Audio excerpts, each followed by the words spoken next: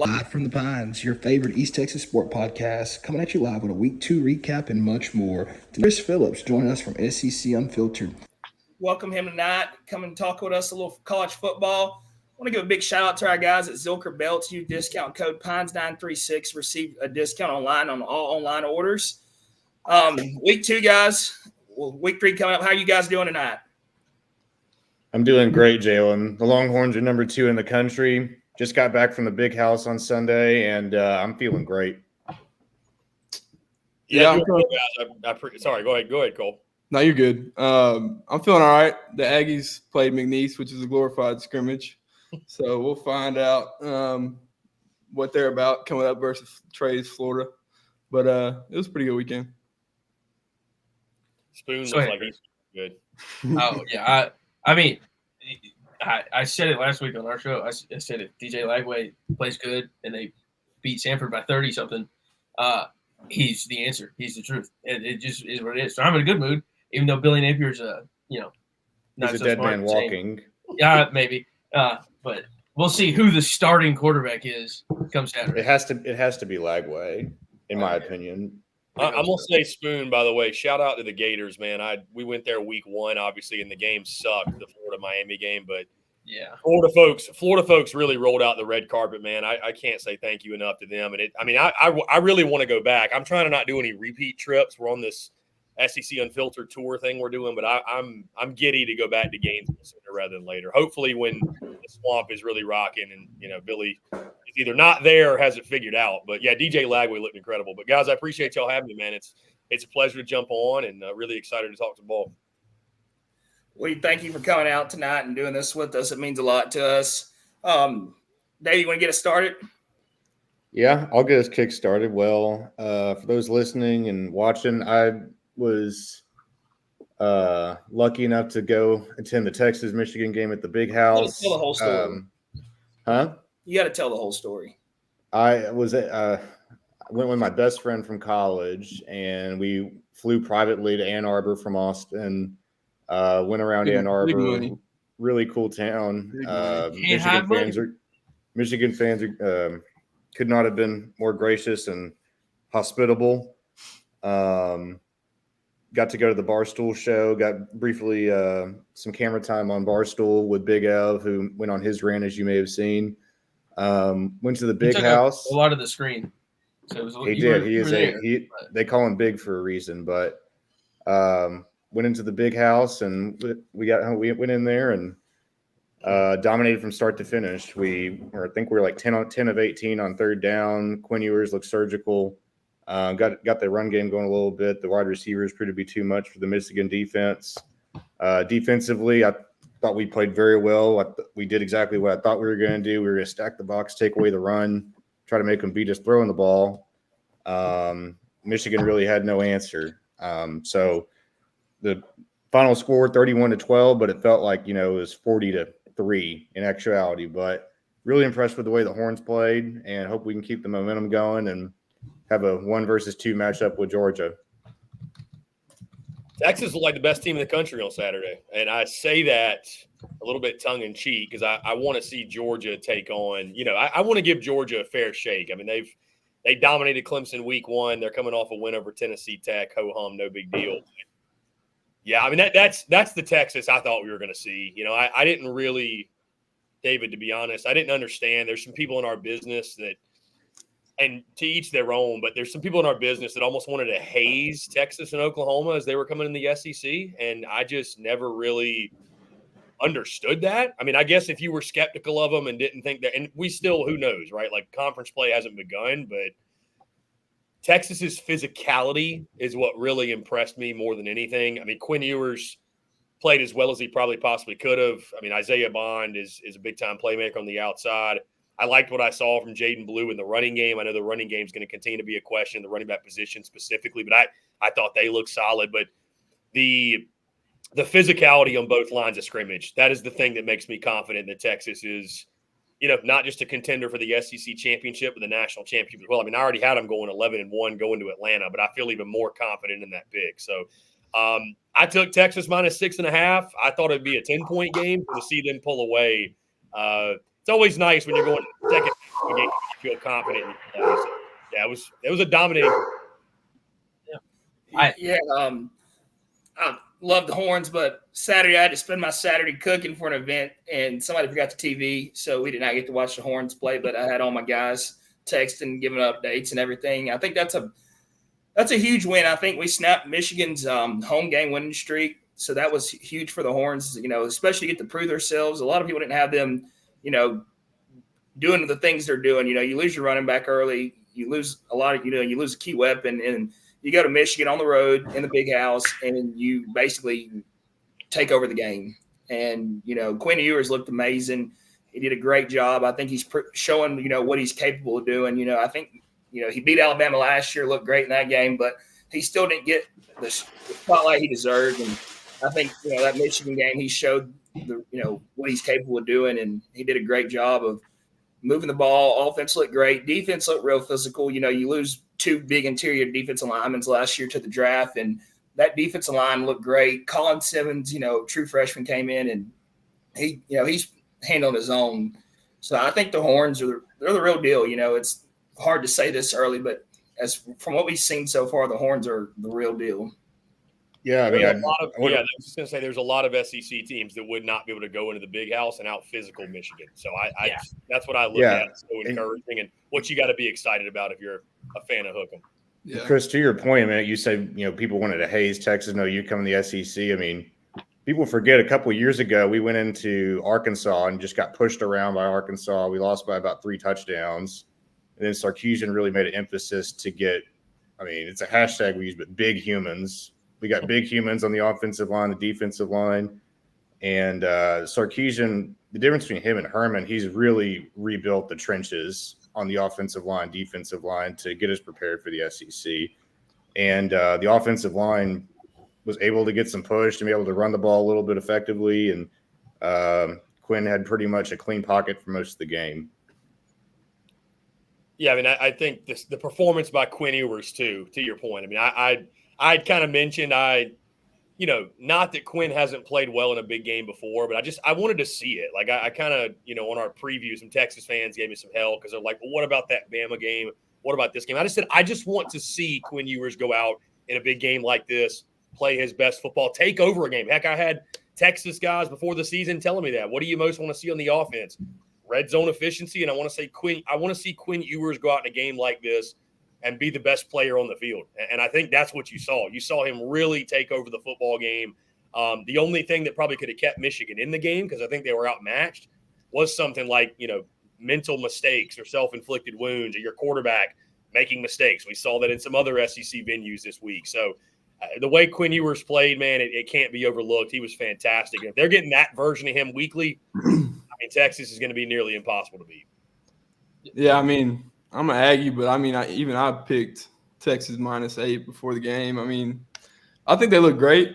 We'll see. It's only week 2. I think the big takeaway is Michigan what happened to them? I mean, they lost Corum, they lost JJ, they lost Harbaugh. Coaching staff. I mean, the football gods are going to come and get theirs at some point. So they sold their soul for the national title. The football gods are back to get what's and there. they did cheat. I'm not even like a put an asterisk next to a guy, but I do like to mess with the Michigan people. I publicized my pick last week that Texas was going to bully Michigan in the big house, and there were a lot of people chirping me when I posted that, and I may or may not have taken my victory lap on Saturday afternoon. I know. A big question for you. What do you think about LSU? Yeah, so LSU, we're going to find out a lot this week. I mean, I think that week 1 loss, obviously, to Southern Cal, I know it's infuriating because it's the 5th straight season opening loss. I know they're fans and guys I talk to that they're just, I mean, it was a maddening loss. I think you give a lot of credit to Southern Cal. That game, too, though, I feel like LSU it was there for the taking, had it in their grasp. And, I mean, guys, it felt like LSU more lost the game than Southern Cal won the game. And I'm not trying to necessarily take anything away, from the Trojans, but LSU's game plan in the second half of that game, just where is Kyron Lacey? Like, why are you not targeting him after what he did in the first half of that ball game? It was just the lack of sense of urgency, right? The sense of urgency or lack thereof in the game, the lack of willingness to go down the field and stretch the field and take vertical shots. It was baffling to honestly see LSU play on there. Here's LSU play like they had a 14-point lead that entire game, and they didn't. So, you beat Nichols this previous weekend. I don't think you really learned anything in that game. What's stunning, guys, if you do look at the Nichols game, though, LSU continues to struggle to run the football. And, I mean, this is the best offensive lines, at least we were told it was, in college football. So, they go to supposed Columbia. to get in a fist fight in Vegas, and that didn't happen. They were. I mean, it's you go to Columbia, South Carolina this weekend, a game that, there's going to be thunderstorms and weather, and that could put a major emphasis on the ground game. And, they haven't been able to run it yet. You feel like they have the bodies. They've been great in pass pro, but the run blocking, the running game with Caleb Jackson and Josh Williams, it just simply has not been there. So we'll find out a lot, guys, about this LSU team this week. It's a fascinating matchup. I think they are better defensively, but, I think there's still some things to figure out on the offensive side. And, if they're not willing to stretch the football or stretch the field, if you will, and go take vertical shots and use Kyron Lacey and use C.J. Daniels and, use Xavion Thomas and some of these weapons they have on the outside. I mean, I just, against a really, really salty South Carolina front, I think they're going to have to do that because I don't see how the running game or why the running game would be there this week when it hasn't been there the first 2 weeks. Who's that true freshman defensive lineman y'all have? That South Carolina has Dylan Stewart. Yeah, South Carolina. I'm sorry. Yeah, no, you're good. Dylan Stewart. Yeah, I would tell you guys this, and I don't think this is an overreaction.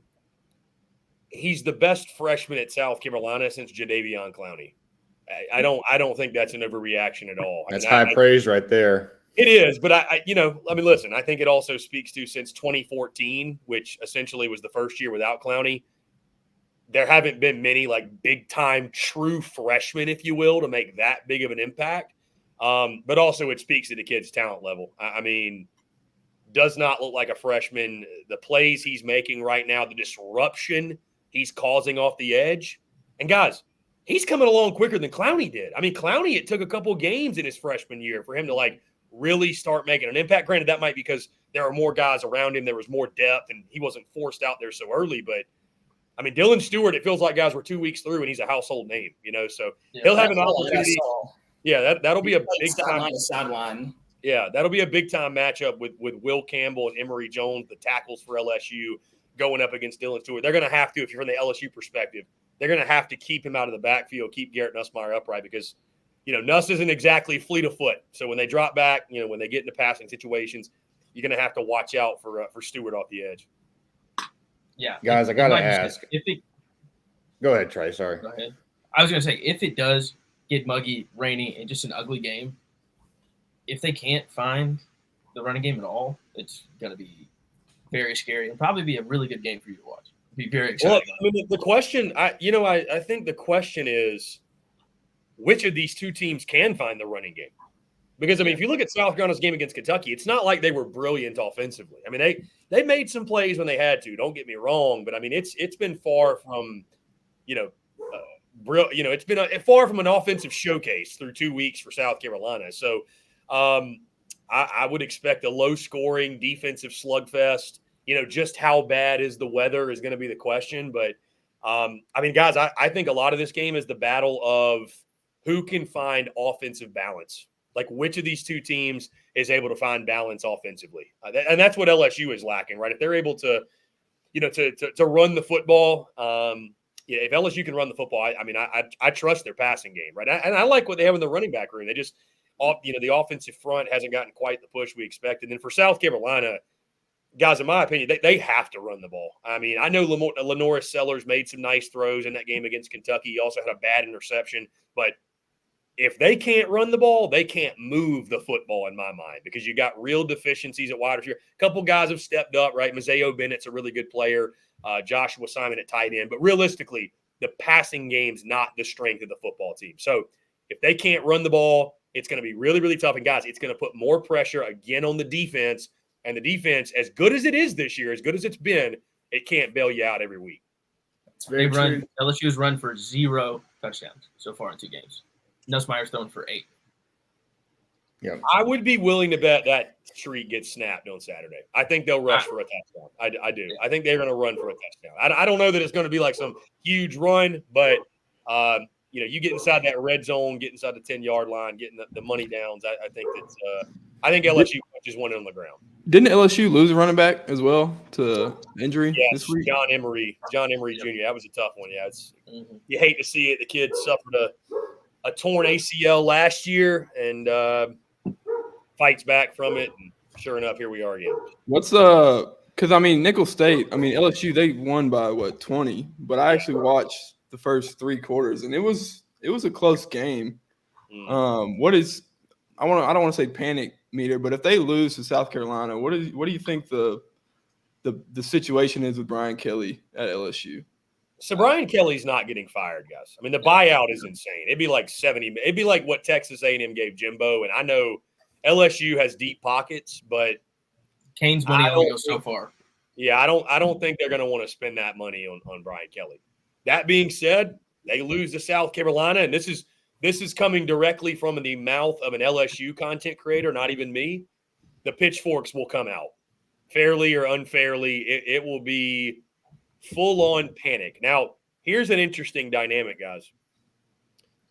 LSU is also dealing with the hurricane this week. They're dealing with all that stuff going down in Louisiana. So, it's kind of weird to try to factor that in. Are they going to be a distracted team? Are they going to be focused and locked in on, what they need to be locked in on? But, real life is happening. Real life is happening this week. So, I think it'll say a lot about LSU if they're able to come out focused, ready to go, locked in, and get the job done. But, at the same time, man, it could play right into South Carolina's hands. And, guys, I've been in Williams-Brice Stadium, even when it was a thunderstorm, rainy. Those people will get rowdy no matter what. It's bring on the rain, bring on the wind, bring on everything. People will just drink more and Sandman's going to be going. Yeah, the sandstorm will be popping. It won't matter. You know what I mean? So I think people are fired up. I think the environment will be one of the best in college football this weekend and probably this season. And it's going to be a great game. And it feels like a coin flip bit of a game. I know LSU's a touchdown favorite, and I'm actually – guys, I'll go on record and already say it. I'm picking LSU to win the game. I just think offensively, at some point, you're going to have to score points if you're South Carolina. And I just don't know that they're going to be able to score enough and be efficient enough offensively to go win a game like this. Now, can the defense force a couple more turnovers, some big plays? Potentially. And maybe the home crowd, I think – if you're LSU, from their perspective, jumping out in this game early, getting ahead early and taking the crowd out of it as much as possible, that's a key for you. You need to do that. The longer this game goes and it's one score or, God forbid, South Carolina has the lead, the crowd plays more and more of a factor. But, I think for LSU, guys, it's both teams are going to throw punches. I think the defense, by the way, is a lot better for LSU, but both teams are going to throw punches. I just don't know that right now South Carolina – has enough bullets in the chamber to keep up. I just offensively, again, your defense can't bail you out every game. I think offensively, you're going to have to go win a game. Now, this could be the breakout game for Rocket Sanders and Oscar Attaway in the running game. It could, because LSU kind of struggled to stop the run a little bit, right? Struggled against Nichols. This could, you also lose Jacoby and Guillory. That's a major loss for the LSU Tigers, who are already paper thin up front. But I think LSU has to have it, guys, and I think they will get it. Okay. We're gonna still guys. Oklahoma. Guys, I got to ask. I was at the big house. They show the score. It's 14-0. I'm like, hell yeah. Plus 7.5 is a lock. Leave the big house. Look at my phone, and Arkansas lost. What happened? Did Sam Pittman's fat ass just explode? Did it turn Fayetteville into Vietnam, a nuclear wasteland? What happened? Yeah, that one hurt.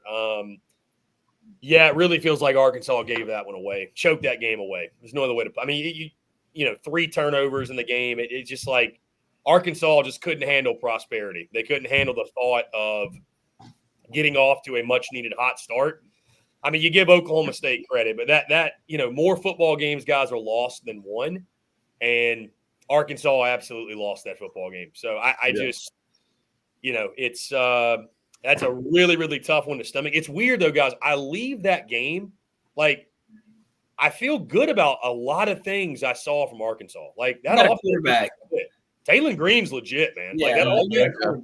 That's why I picked them. I saw what they did, and I was just like, they're going to score points and cover 7. And then, let me look at the stats real quick. As long as they don't give Bobby Petrino a motorcycle, I think he'll be okay. Yeah. Arkansas had 648 total yards. Oklahoma State had He 385. threw for 416 yards with 1 touchdown and 1 interception.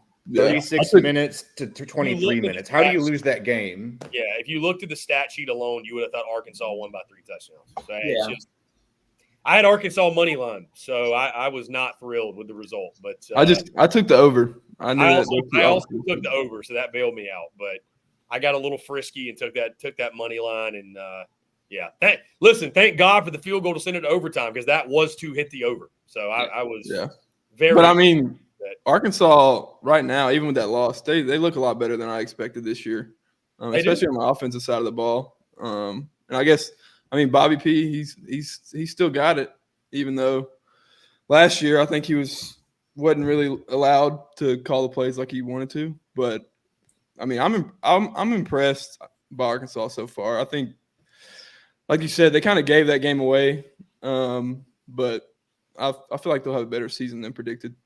I've got a weird feeling about that. Go ahead, Chris. I was just going to say, I think Taylor Green gives them a different dynamic offensively. I also love Jaquindon Jackson, the running back. Did he transfer in the quarterback from Yes, Boise State, and the Jaquindon Jackson, the running back, came in from Utah, and he's a fantastic player. I mean, he looks really, really good. So I was surprised, I think, how badly Travis Williams' defense got gutted in that game. I mean, granted, though, you look at the numbers, like, it wasn't that bad, but I think the turnovers put them in a bad spot. But he rushed for 24. He had 24 carries for 149 yards and 3 touchdowns. He's solid. He's very solid. So. 6 yards a carry. I mean, that's what I'm saying. Is like, I think from completely the gouging standpoint, you move forward and you just think to yourself, if Arkansas just doesn't shoot themselves in the foot, there's probably some games on this schedule they can win that maybe we didn't give them all that much of a shot for. I mean, guys, like, I picked Arkansas to beat Auburn over the offseason, and Auburn people they act like I was crazy for crazy. They don't have a quarterback. They're pretty good right now. Those two teams played this week. Arkansas is winning. We had a kid from our hometown transfer to Auburn, safety Jaron Thompson, played at Texas last year. I've heard the name. I've definitely heard the name. Yeah. Auburn was, they were supposed to be, from what I read early preseason, they were going to be pretty solid. But I think from what I've also read today, like, they're having quarterback problems. And they have the wide receivers. They just don't have somebody that can get them the ball. I mean, Hugh Freeze is looking at angles, putting good people out. I don't see how Hugh Freeze hitched his wagon to Peyton Thorne, and not even. I mean, they didn't even add anybody out of the portal. At the quarterback. In my expert analysis, guys, my takeaway is Peyton Thorne stinks. That's my analysis. He stinks. I mean, and then you got Hugh Freeze in his press conference on Monday saying that we're gonna condense the playbook and limit it to. And I'm like, this dude is not a freshman. Like, what are you talking? I get, like, simplifying the offense, but the way it sounded, where he's like, we're gonna dumb everything down, is essentially how it's. I'm like, this dude is in his 5th year, I think, of college football. Like, he is who he is. It's either you got it or you don't, Pods. I couldn't believe it either. I couldn't believe he hitched his wagon to him. And I loved hearing the people all offseason say, well, they're more than a quarterback away from competing. So you shouldn't try to win as many games as possible in the meantime? I mean, that's crazy chatter to me. So, Peyton Thorne sucks. Guys, I dropped preseason quarterback rankings coming into the season. He was 16th. Like, I had him at 16th. I mean, he stunk last year too. I don't know why. I believe in Peyton Thorne, man, and people kind of forgot about it for a moment after he, threw for 4 touchdowns or something against Alabama A&M. But I mean, I'm not saying he's going to play as bad as he did against Cal weekly, but he is who he is. Like, what you're getting, and he's going to be the thing that stops Auburn from reaching their ceiling this year. It's interesting you say that about how they're going to condense the play, but they lost to New Mexico State last year, and now they lose to Cal. I mean, the Auburn fans cannot be very happy with Hugh. Now they have New Mexico this week. Yeah. And they've got to play Diego Pavia again later this season. Ooh. So, I mean, listen, getting to 8 wins for Hugh Freeze was pivotal this year. I don't think it's one of those things where if they don't get to that, they should fire him or anything. But you talk to anybody around that program, around Auburn, and they said the same thing. 8 is the magic number. You got to get to 8-4. That's going to be hard to get. I mean, Cal was a game they checked off as a W. So, yeah. I mean, listen, it's a long season and a lot can happen. But I tell you this, Arkansas is a must win for them. And then you got Oklahoma on the home field. I mean, Oklahoma's got their own set of problems. Their offense is anemic right now. But, I mean, that's going to be a tough game. Georgia got a good quarterback. I think Oklahoma has I'm a fan of him. That game was ugly. Yeah, that didn't look too good. I'll tell you this. I talked to my buddy today. That's he actually works for the Ref in Norman doing radio, and they're worried about the offense. I mean, they're really worried about the offense. So, dude, listen, Tulane is not a game to sleep on. They're one bonehead play from a freshman quarterback away from winning that last game. Yeah, you can't. And Houston lost like 20-something to 7 to UNLV the week prior, so they're not. Tell me about it. I mean, dude, Tulane is a 14-point dog.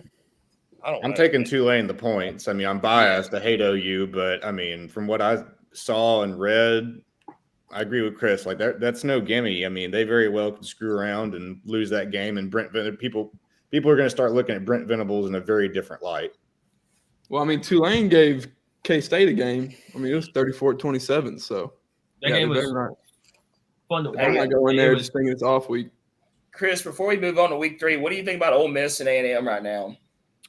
Ole Miss and A&M, I think very differently about each of those two teams. Ole Miss, I think, is a juggernaut. I know they haven't played anybody yet, but I'm a big believer in Ole Miss. I actually had them – we drop power rankings weekly, and I had them second going into the season, and I know some Texas folks were kind of bothered by that. I moved Texas to second after the big win over Michigan. They deserve it and the way they looked. But I'm a big believer in Ole Miss, man. That roster, they're loaded, man. And I know they're picking on inferior competition, but the way Jackson Dart is playing, he's playing at a historical rate. They have an embarrassment of riches when it comes to weapons. Trey Harris, Juice Wells, Jordan Watkins. What Henry Parrish did running the football this past weekend. Ulysses Bentley. I mean, they just have, and they got the offensive line too, obviously to build the foundation on. I mean, they've and then defensively, the guys they added too. I mean, the roster's loaded across the board. I think that's a legitimate college football playoff contender. I think that's a legitimate SEC title contender right there at the top of the league. Also, guys, the schedule's conducive to a big year. Like, we know that. We get that. As far as Texas A&M, so I was one of the very few that picked Notre Dame in week 1. And I looked kind of foolish after week 2 because one of the reasons I picked Notre Dame in week 1 was I was like, I think they're a legitimate top 10 team. Well, I mean, they lost to Northern Illinois, so I was right for a week. But either way, I just did not feel like in game number 1, year number 1, A&M was going to be quite buttoned up enough and quite ready to go win a game of that magnitude. And sure enough, they weren't. I mean, they just weren't. Offensively, it was abysmal. Connor Wigman was not good. Colin Klein's offense, they're still trying to. So, listen, I know I'm gonna say this respectfully with Cole obviously sitting here, taking all this in. I don't know why we set the expectations so high for year 1 of Mike Elko. I don't. Like, I know people are infatuated with picking Texas A&M to win 9 or 10 games for absolutely no reason. I get that. But I did that last year, guys. I've done that before, and I've been burned by A&M. And I picked them to go 7-5 this year. I was not going to be burned again. And I think that's probably what they're going to be. I think it's going to be very up and down. It's year 1 of a new head coach. They're going to have moments. Guys, I mean, I had them beating Texas. I mean, I had Texas 11-1 and losing that game to Texas A&M at Kyle Field. I just think at A&M's best, they're going to be able to pull off an upset like that. I don't think they're going to be at their best every week. And again, I just respectfully, man, it's going to sound like disrespect. I don't know why we can't just allow A&M to overachieve. Like, allow A&M to walk before they run. Because, guys, I've been watching college football for quite a while. Y'all have as well. Bro, outside of Johnny Manziel, I have never seen Texas A&M be really good at football. They're not a 10-win per year program. Hey, 2020. They won 10 wins a couple times in the 90s. But hey, 2020, we were top 4 after the end of the year. But that year doesn't count. 2020, the year of fairy tale football. I don't know. Yeah. There's a lot of things that it was the happen. bubble. So take Bama's natty away. But I'm Take all saying, that. like, that's not who A&M is. I'm sorry. They're just not. They haven't earned that. I'm No, not I mean- going into every season saying, like, this program's – and I love Aggies, man. The Tex Ags guys are good buddies of mine. Like, I love those dudes.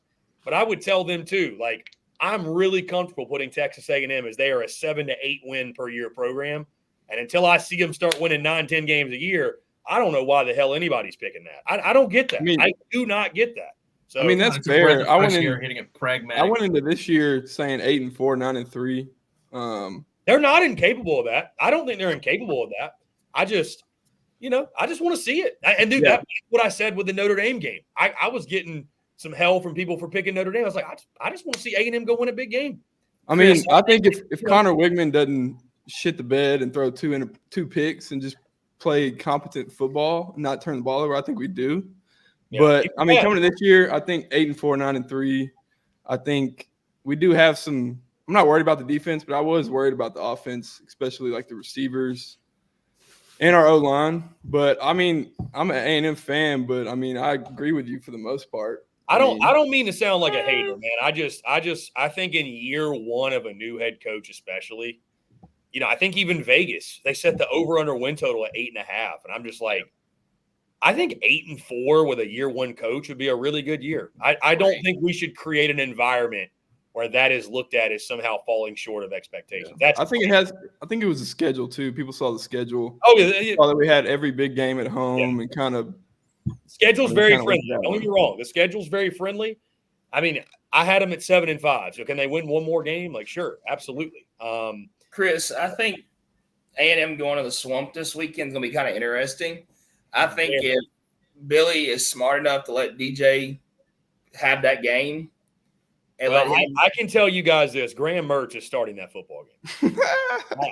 I know enough guys. I don't think he's not. I think it's his spot to lose. But I think that if DJ gets his chance and if he takes his 4 downs and does something huge with it, that game can go Florida's way. And I know that I know A&M's probably the favorite team going in this game, but just like not Notre Dame, just like any other team going, coming to the Swamp is going to be hard regardless. It's going to be loud. It's going to be crazy. Unless you're Miami.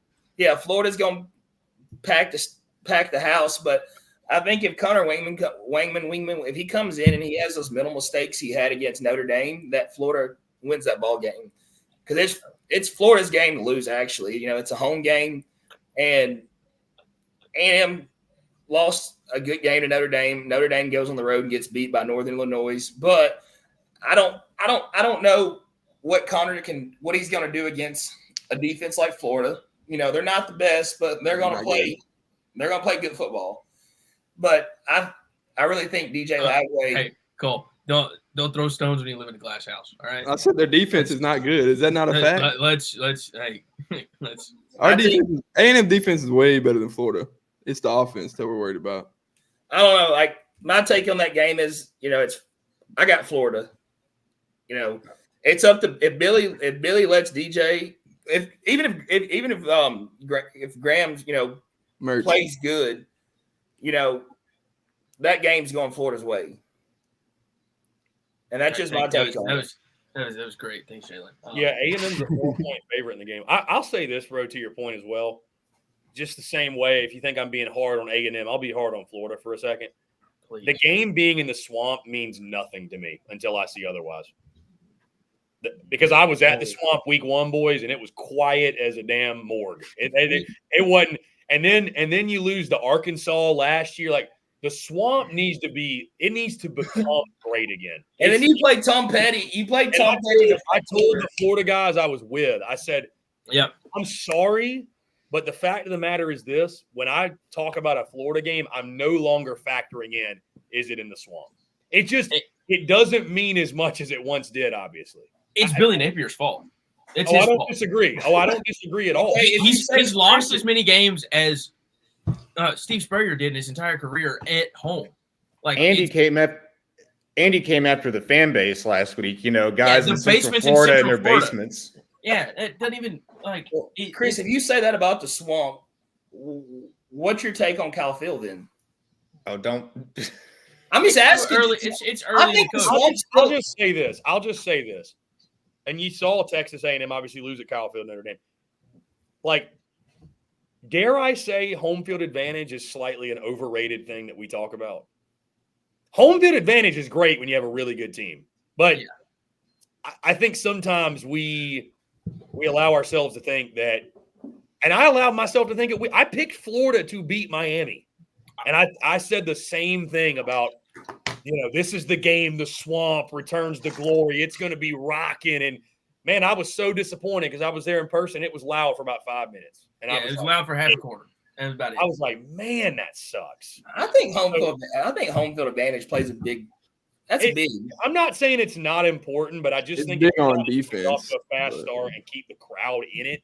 Yeah, I just don't think it's like all it takes is one big play to shut a crowd up. That's all I'm saying. That's all I'm saying. Like, bro, Miami went up 7-0 that game, and the crowd was practically a non-factor the rest of the game, and it's because Florida didn't give their home fans a reason to get fired up and excited. Because, guys, I was there 2 weeks ago. Yeah, you heard it better than all of us. Florida fans are great. They will show up. It will be packed. They will stay throughout the game. Yep. I mean, dude, it was an electric atmosphere outside the stadium. But what I sensed was this anxiety almost. It was like this. We knew it was going to screw up. This tension of we're really, really pumped. Screw Miami. They'll be, screw Texas A&M on Saturday, excuse me.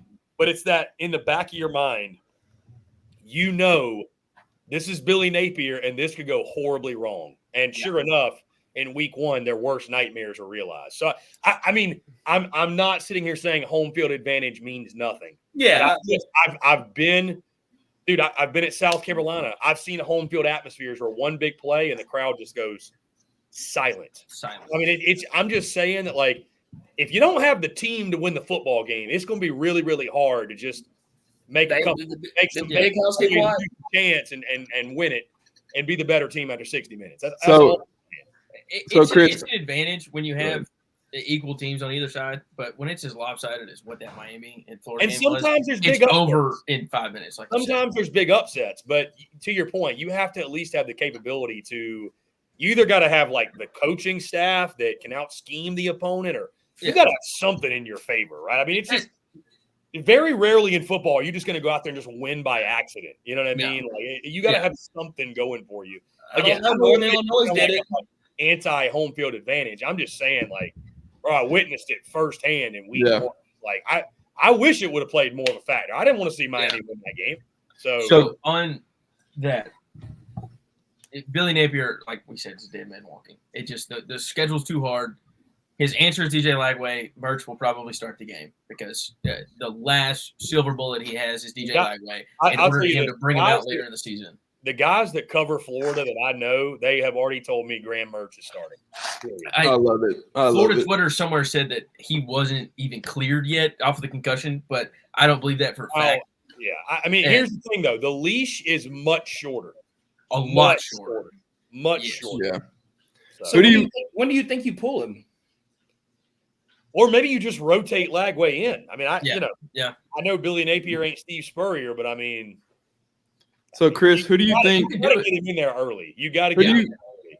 Who do you think needs this game more as like a program or coach or as Mike Elko in year one or Billy Napier to kind of save his job? It's Napier, and it's not even close. It's not even close. It's not even close. I mean, listen, I know Texas A&M fans will be really, really upset if they don't win, but it's year one of Mike Elko. I mean, I don't want to say you just get a total pass in year one, but people are going to be a lot more understanding, right? They're going to even if it's not true, they're going to make up every excuse in their mind of like, oh, I don't think A&M fans know what understanding is. Well, maybe you're right. I think they're going straight to the bank. Yeah, now you're just being mean. Now you're just being mean. No, I'm just saying, like they're going to go if they lose that game to Florida. Are you saying go to the bank to fire the coach? Yeah. You're out of your mind. That's Billy Napier in Florida need it more.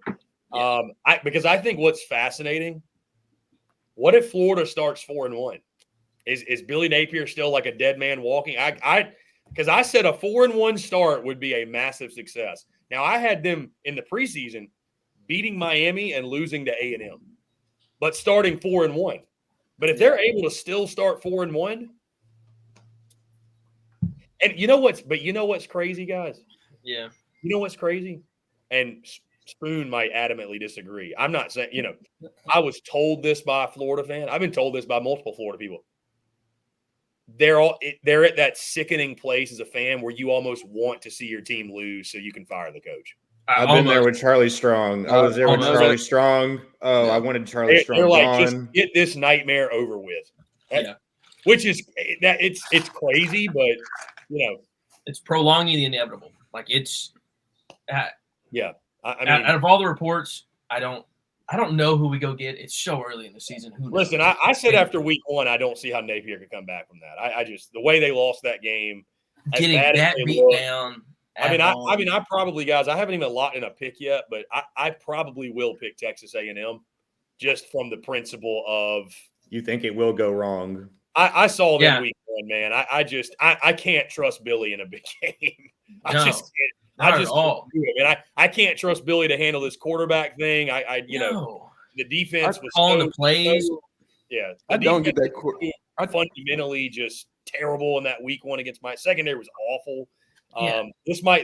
I think it's more likely this is the breakout game for Wegman and some of those weapons on the outside than it's Florida's breakout game. I got a hard time believing it.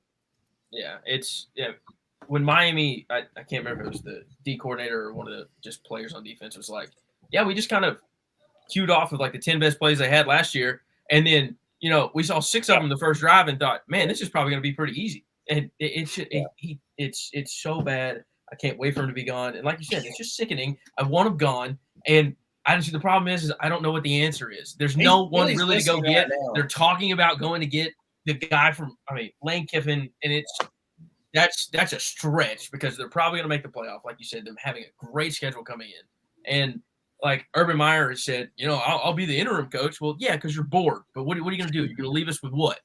And the last thing we need is him to get us in an NCAA violation in the last 8 games of the year because that's probably going to happen. That's what he does everywhere he goes. And so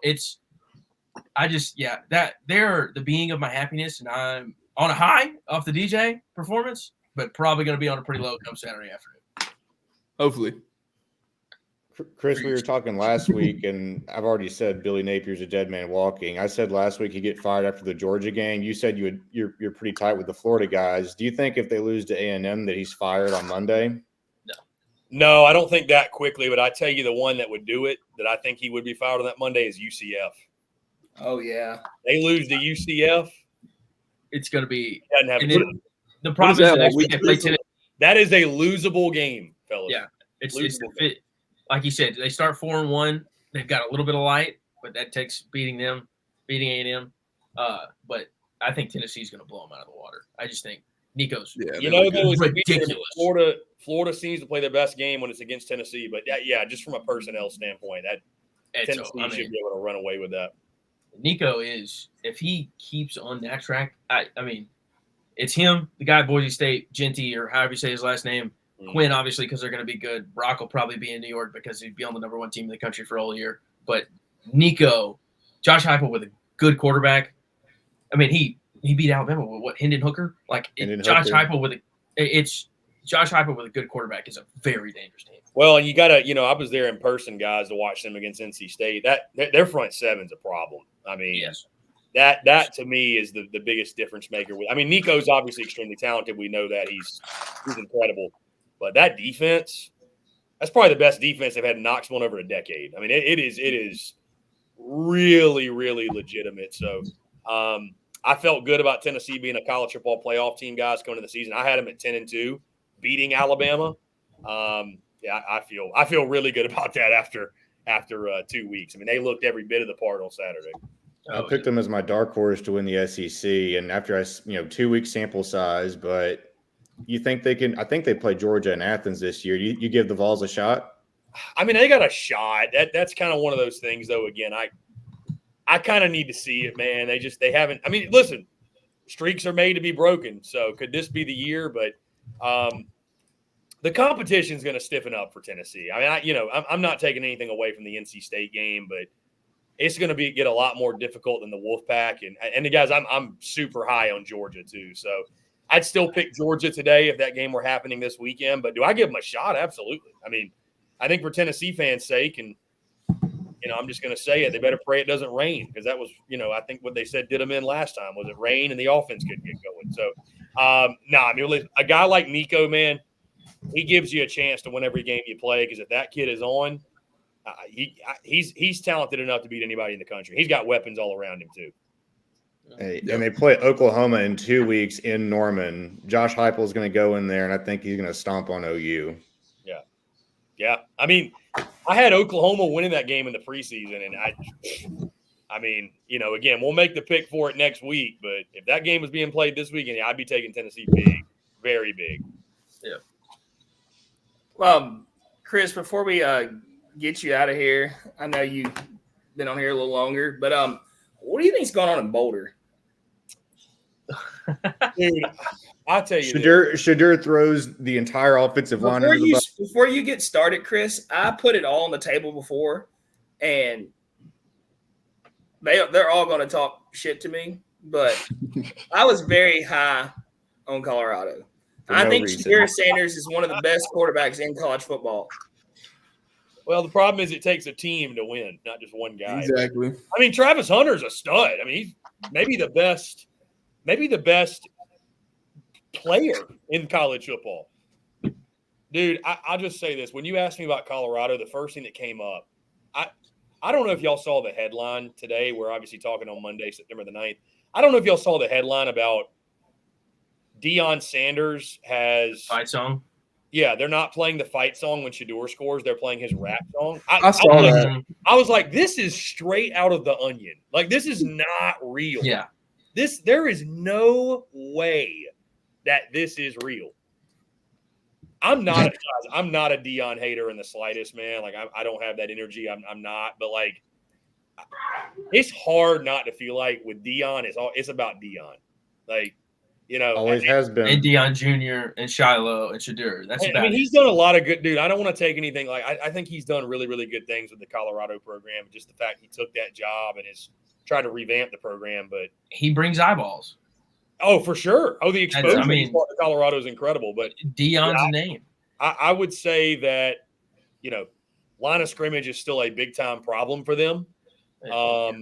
I just don't know how long he's going to be there, man. I don't know what his motivation will be to stay there once Shadur and, Shiloh and his sons leave. I don't know.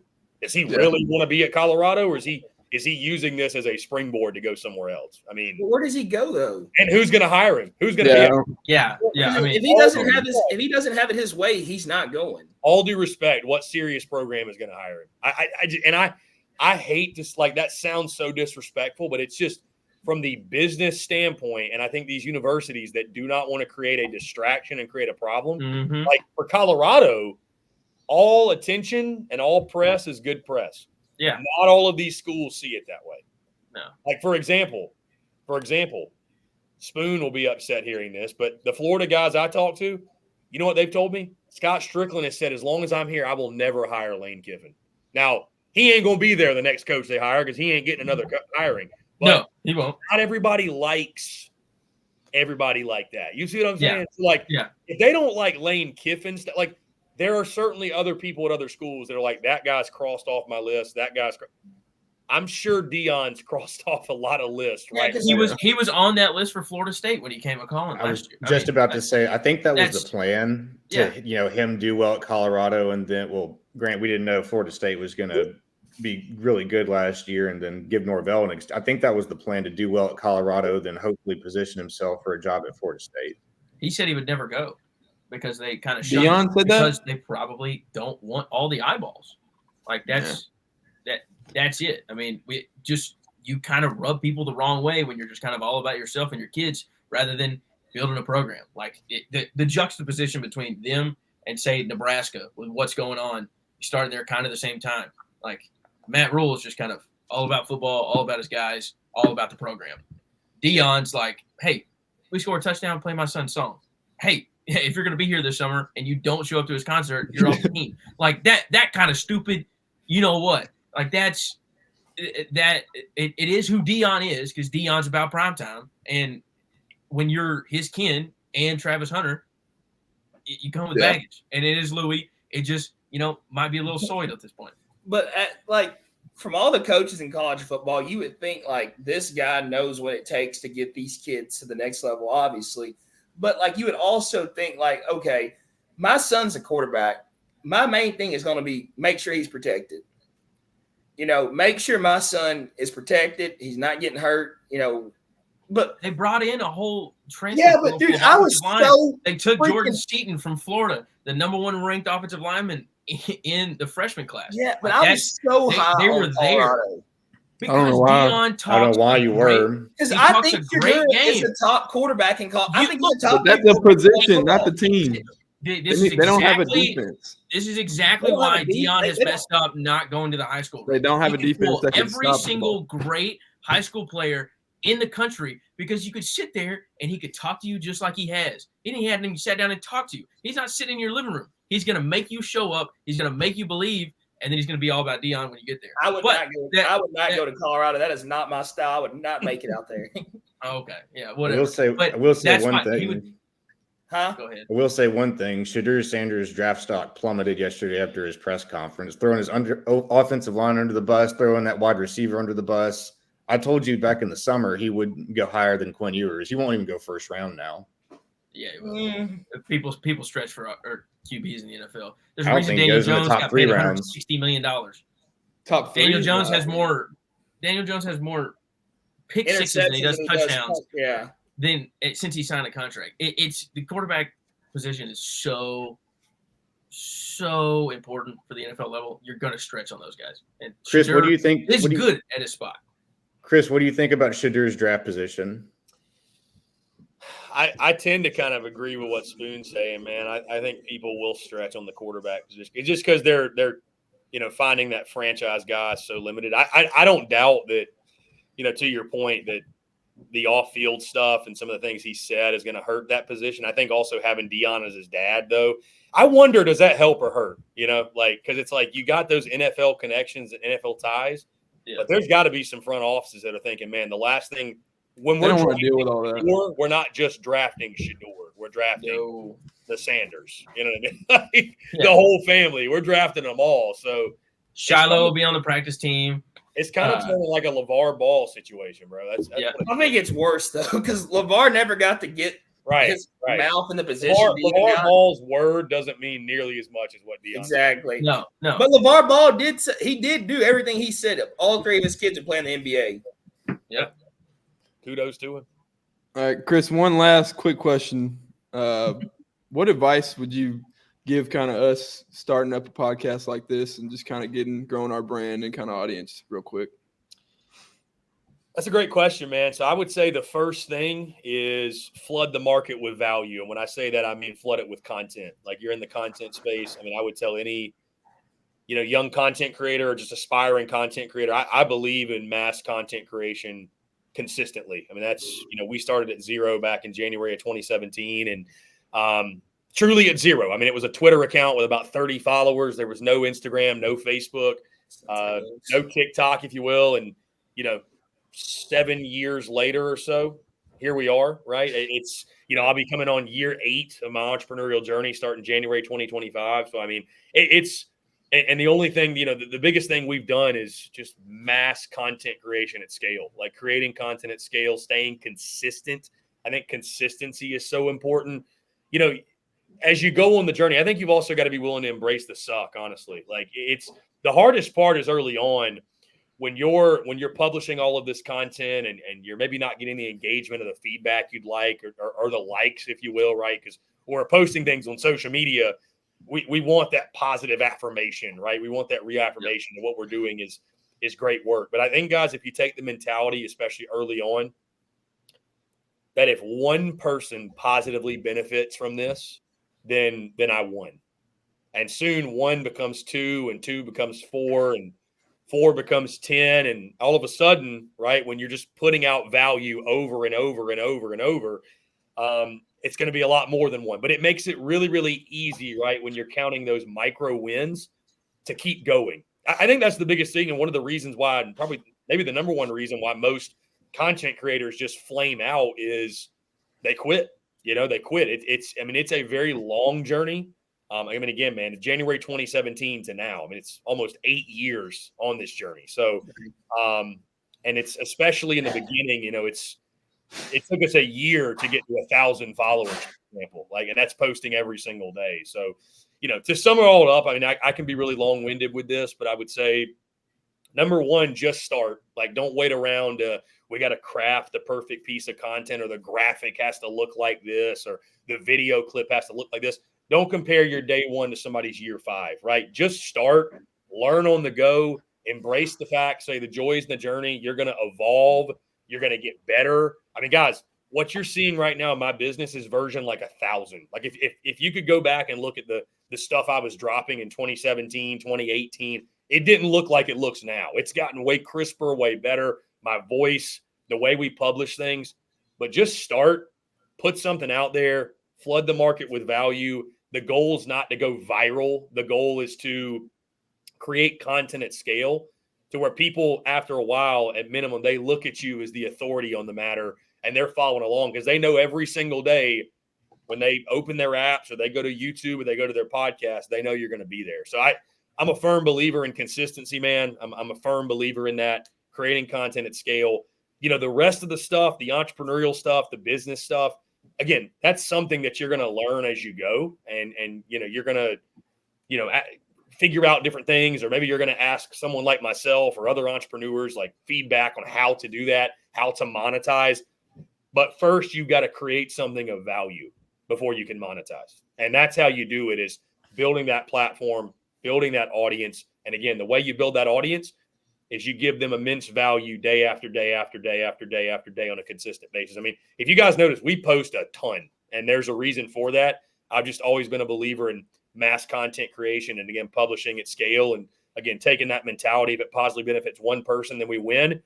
It makes it really easy to show up day after day after day after day, and you stack enough good days on top of each other. And at minimum, guys, even if you don't get the results you want, you're going to get to a point to where you're going to either be able to pivot, or you've learned so much that you're going to be able to make adjustments and launch into the next thing that you're doing, or the next piece of content, or whatever it might be. So again, I know that's a lot. It's hard to kind of summarize everything in one answer, but I would say, if you're starting from zero, focus on the content side first. Well, Chris, we really appreciate you taking the time out of your day to come on here with us tonight and talk college football. We thank you a lot for that. But everybody, get on your phone when you watch us and go give SEC Unfiltered a follow. Those guys are doing some great things in college sports right now, and especially covering the SEC. We thank you all for tuning in tonight, following this podcast and our journey on this. Thank you all. Have a great night.